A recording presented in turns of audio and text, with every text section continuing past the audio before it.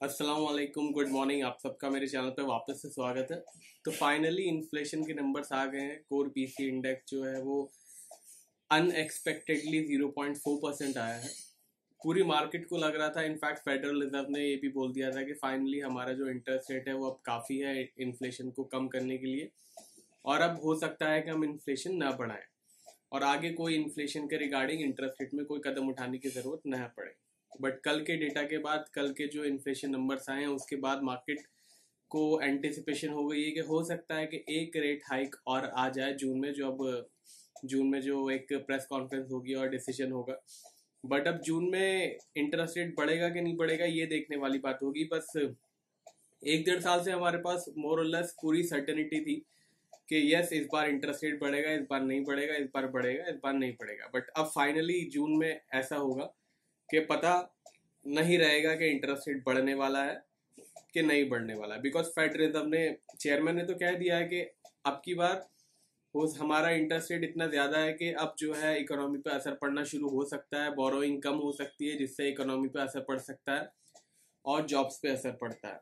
But उसके same हफ्ते ही या अगले हफ्ते ही अब इन्फ्लेशन का डेटा ऐसा आ गया है कि वो भी कोर पीसी इंडेक्स बढ़ के आया है। ऐसा नहीं है कि सीपीआई बढ़ के आया है या पीपीआई बढ़ के आया है जिसे फेडरल रिजर्व इग्नोर कर दे। कोर पीसी इंडेक्स ही वो डेटा है जो फेडरल रिजर्व इन्फ्लेशन के नंबर्स को मानता है। फेडरल रिजर्व चेयरमैन ने खुद ही ये बात ऑलरेडी क्लियर कर चुकी है कि वो सीपीआई से ज्यादा पीसी इंडेक्स पे ध्यान देते हैं। पीसी इंडेक्स ही उनका एक मेजरमेंट है इन्फ्लेशन का। अब अगले हफ्ते क्या होगा ये तो देखने वाली बात होगी। बट यस, अगले हफ्ते नॉन फार्म पेरोल नंबर्स भी हैं। अगेन एक ऐसा आंकड़ा है जिसको फेडरल रिजर्व क्लोजली देखेगा और इंटरेस्ट रेट डिसाइड करेगा। इंटरेस्ट रेट डिसाइड करने के लिए अभी भी काफी टाइम है। बट कल का आंकड़ा, मतलब अगले हफ्ते का जो आंकड़ा है, वो सेकंड मोस्ट एक्यूरेट डेटा है इकोनॉमी का। जीडीपी नंबर्स होते हैं, उसके बाद नॉन फार्म पेरोल नंबर्स और एम्प्लॉयमेंट रेट होता है। अब फेडरल रिजर्व देखेगा कि नॉन फार्म पेरोल नंबर्स कितने आते हैं और अनएम्प्लॉयमेंट कितना रहता है। उसके हिसाब से अगले महीने जो जून में हमारे इंटरेस्ट रेट का डिसीजन है वो आएगा। बट काफी कल के डेटा के बाद शॉक लगा है मार्केट को कि वीवर वीवर एंटिसिपेटिंग कि अब कोई रेट हाइक ना आएगा। बट मुझे लग रहा है और मार्केट को भी लग रहा है कि एक रेट हाइक शायद आ जाए। अब वो आएगा कि जून में, के लेटर आएगा, वो तो देखने वाली बात होगी। बाकी वो तो हम कवर करते रहेंगे अपने वीडियोस में कि रेट हाइक होने वाला है कि नहीं होने वाला है। कुछ भी इम्पैक्ट रहेगा आपको सबसे पता पड़ चल जाएगा अगर आप मेरे वीडियो को फॉलो करते हो। चैनल पे नए आओ तो सब्सक्राइब करके बेल आइकन दबा दीजिए। ऑलरेडी सब्सक्राइब कर लिया है तो लाइक करके वीडियो आगे बढ़ाइएगा। चार्ट्स पे चलते हैं, देखते हैं अगले हफ्ते क्या क्या एक्शन हो सकता है। अगले हफ्ते के डेटा भी देख लेंगे और पिछले हफ्ते की क्लोजिंग कहाँ हुई है वो भी देख लेंगे। चलिए चार्ट्स पे चलते हैं और देखते हैं अगले हफ्ते का एक्शन। तो ये है गोल्ड का चार्ट, डेली चार्ट है। अभी भी थोड़ा सा एक क्लोजिंग जो इसने फ्राइडे को दी है वो थोड़ी सी बेटर क्लोजिंग है। जिस तरीके से डेटा आया था मैं तो एक्सपेक्ट कर रहा था कि 1900 के नीचे ही गोल्ड जाके टिकेगा। बट फॉर्चुनेटली कही है कि अनफॉर्चुनेटली कही है कि गोल्ड ने बहुत अच्छा होल्ड किया। एक्सपेक्टेशन से भी ज़्यादा गोल्ड ने होल्ड किया और 1940 से भी ऊपर जाके बंद हुआ है। बट जब डेटा आया तो आई वॉज लाइक चलो अब तो 1900 आ ही गया, 1900 के लिए तैयार हो जाओ। बट गोल्ड ने काफ़ी अच्छा होल्ड किया डिस्पाइट हायर इन्फ्लेशन। अब अगर आपने पिछले हफ्ते का वीडियो देखा हो तो मैंने आपको एक सपोर्ट दिया था $1930 का। 1936 का लो बनाए थे, 1936 37 का लो, और उसके बाद गोल्ड ने आगे बढ़ा था। सेम ही सपोर्ट है 1930 का, बहुत ही इंपॉर्टेंट सपोर्ट है 1930 और 1920 के बीच का। मैं अभी सपोर्ट आपको एग्जैक्ट लिख के बताऊंगा। इसके नीचे की क्लोजिंग का मतलब है गोल्ड तैयार हो सकता है 1900 और $1850 के लिए भी। अभी हम उसकी भी बात करेंगे, बट पहले देख लेते हैं कौन कौन से मेजर डेटा हैं अगले हफ्ते, क्या क्या एक्शन पैक्ड इवेंट है जो अगले हफ्ते होने वाले हैं जिससे गोल्ड प्राइसेस इम्पैक्ट हो सकते हैं। चलिए डेटा के पेज पे चलते हैं। मंडे को छुट्टी है, यूएस की भी छुट्टी है, जर्मनी की छुट्टी है, ब्रिटिश की छुट्टी है, तो मोस्ट प्रोबेबली हम भी छुट्टी कर लेंगे। ट्यूसडे सीबी कंज्यूमर कॉन्फिडेंस है यूएस का। वेडनेसडे जो है यूरोप का, जर्मनी का स्पेशली सीपीआई नंबर्स आएंगे। अब ये कितने बढ़ के आते हैं ये देखने वाली बात होगी, बिकॉज जर्मनी रिसेशन में जा चुका है पिछले हफ्ते, जो उसके जीडीपी नंबर्स आए थे उसके हिसाब से। तो अब देखते हैं कि इन्फ्लेशन नंबर्स क्या आते हैं, बिकॉज अगर इन्फ्लेशन नंबर बढ़ के आ गए तो फिर जर्मनी के सेंट्रल बैंक या ईसीबी के पास एक बहुत बड़ा एक्सक्यूज रहेगा कि इंटरेस्ट रेट ना बढ़ाए।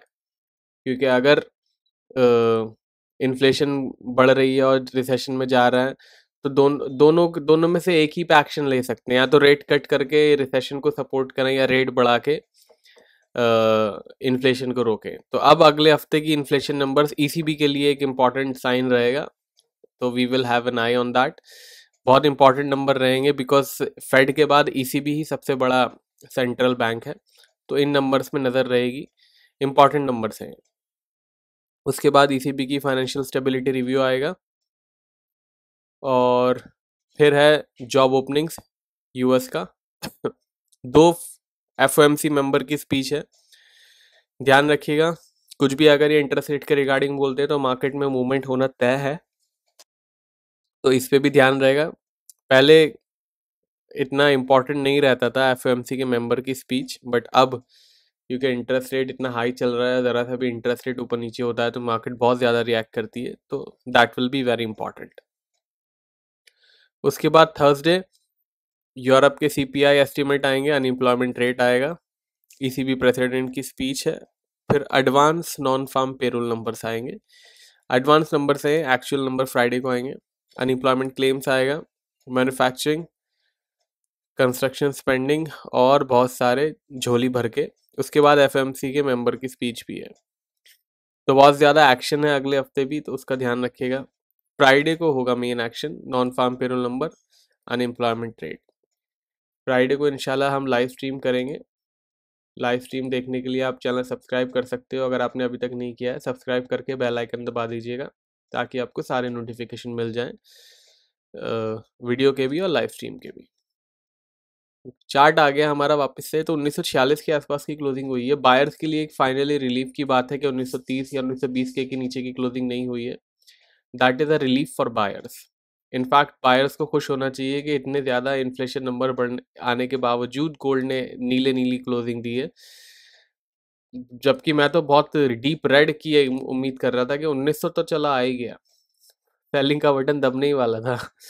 बट चलिए, अभी फिलहाल 1946 की क्लोजिंग दी है। रेजिस्टेंस सपोर्ट क्या है देख लेते हैं गोल्ड प्राइसेस का। 1920 1920 का सपोर्ट है। 1920 के नीचे की क्लोजिंग हो जाती है, ध्यान रखिएगा हम वीकली एनालिसिस में है, अगर 1920 के नीचे की क्लोजिंग हो जाती है तो 1850 के लिए हो जाएगी तैयार। 2050 resistance is too far, I agreed, but that is the only resistance. 2050 के ऊपर जाके अगर क्लोजिंग होती है तो फिर हम 2100 के लिए और 2200 के लिए तैयार हो जाएंगे। फिलहाल गोल्ड फ्लैट जोन में है, बहुत मुश्किल से फ्लैट जोन में आके बचा है ये। अब देखते हैं कि अगले हफ्ते कितना ठहरता है। सिल्वर पे आते हैं।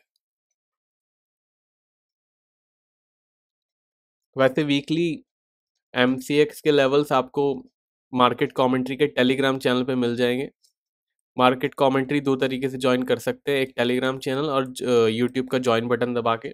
जो लोग इंडिया से हैं वो टेलीग्राम चैनल ज्वाइन कर सकते हैं, और बाकी इंडिया के बाहर के लोग ज्वाइन का बटन दबा के कम्युनिटी पोस्ट में मार्केट कमेंट्री के लेवल्स देख सकते हैं।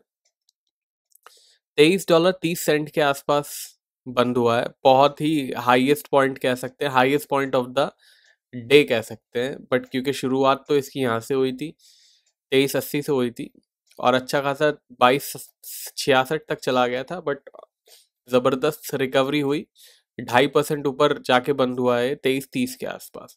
एक सिल्वर ने एक बहुत अच्छी कोशिश करी पॉजिटिव जोन में आने की, बट अनफॉर्चुनेटली अभी भी सिल्वर वीक जोन में ही है।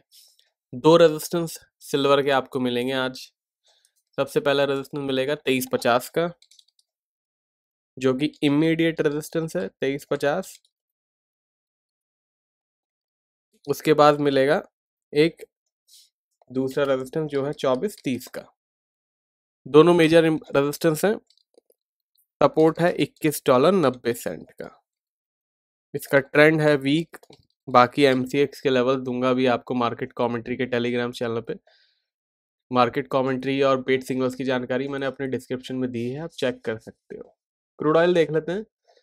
क्रूड ऑयल भी 72-83 पे बंद हुआ है। एक अच्छी क्लोजिंग करने की कोशिश तो हो रही है मार्केट में, बट अनफॉर्चुनेटली आप ये देख सकते हो $75 से रिवर्स हो गया है वेडनेसडे को, और $71 तक चला गया था। तो एक अच्छी रिकवरी करने की कोशिश करी क्रूड ऑयल ने, हर हफ्ते इनफैक्ट करता है, बट क्लोजिंग जो एक पॉजिटिव जोन में जाने के लिए चाहिए उसको, वो उससे नहीं हो पा रही है।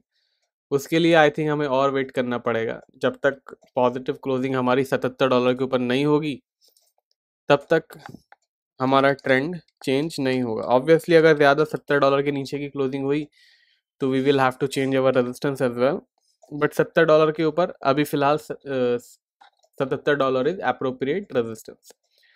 सपोर्ट है $65 का। ट्रेंड इसका अभी भी अनफॉर्चुनेटली वीक ही बना हुआ है, तो बाइंग में जाने से पहले एक ध्यान रखिएगा, रेजिस्टेंस आपके पास है, सपोर्ट आपके पास है। Intraday trend of course different हो सकता है, काफ़ी टाइम ऐसा होता है कि वीकली एनालिसिस पे वीक रहता है बट इंट्राडे में पॉजिटिव हो जाता है। That is totally different thing, but positionally अगर आप करते हो तो प्लीज़ ट्रेंड का ध्यान रखिएगा। बाकी मार्केट कमेंट्री और पेड सिग्नल्स की जानकारी के लिए डिस्क्रिप्शन में आप लिंक देख सकते हो। लाइव डेटा और ब्रेकिंग न्यूज़ का अपडेट मैं अपने टेलीग्राम और ट्विटर पे देता हूँ, दोनों का लिंक आपको स्क्रीन पे दिख रहा होगा, डिस्क्रिप्शन में भी अवेलेबल है। टेलीग्राम पे मेरे काफ़ी फेक चैनल्स भी है मेरे नाम से, तो प्लीज़ जेन्युइन वाला ही ज्वाइन कीजिएगा। I do not trade crypto currency, I do not give signals in crypto currencies, उसका भी ध्यान रखिएगा। अगर आपको लग रहा है कि आपने टेलीग्राम वाला फेक ज्वाइन कर लिया है तो मुझे आप ट्विटर पे फॉलो कर सकते हैं, ट्विटर और टेलीग्राम पे सेम ही अपडेट आता है। अब मिलेंगे मंडे के वीडियो में, तब तक के लिए टेक केयर, बाय बाय।